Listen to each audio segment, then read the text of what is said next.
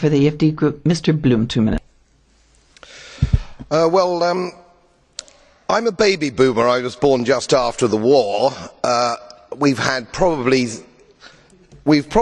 had the longest period of peace and prosperity globally, I would say, from that time.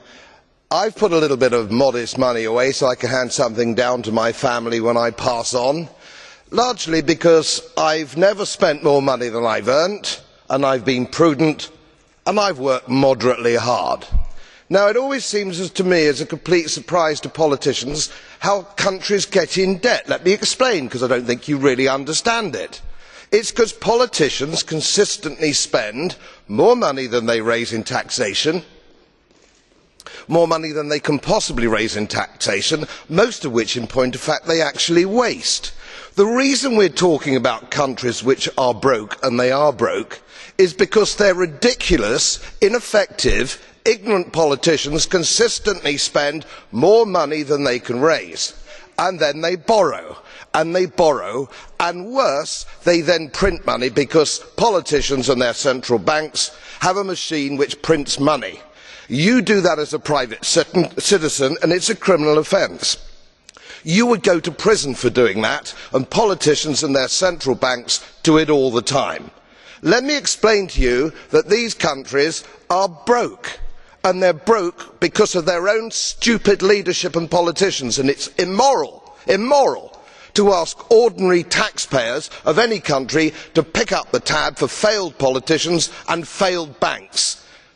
They are defaulted, they're broke. For God's sake, let's all of us admit it.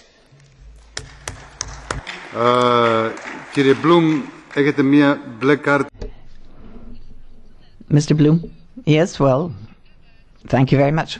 Mr. Goebbels is brandishing his blue card. You accept the question? Mr. Goebbels, 30 seconds. President, I'd like to know if Mr. Bloom knows that Spain is less in debt than the UK, that Ireland was under 60% before the banking crisis, and that Ireland, in going to debt to save its banks, saved the money of the British banks. Absolutely right. Absolutely right. I wasn't suggesting my politicians were any less stupid than anybody else. It's an absolute disgrace. And it wasn't even debated in our national parliament to actually rescue these bust banks. If you want to invest in bust banks, do so with your own money, not money from my old age pensioners in Yorkshire on 98 quid a week. You scoundrels.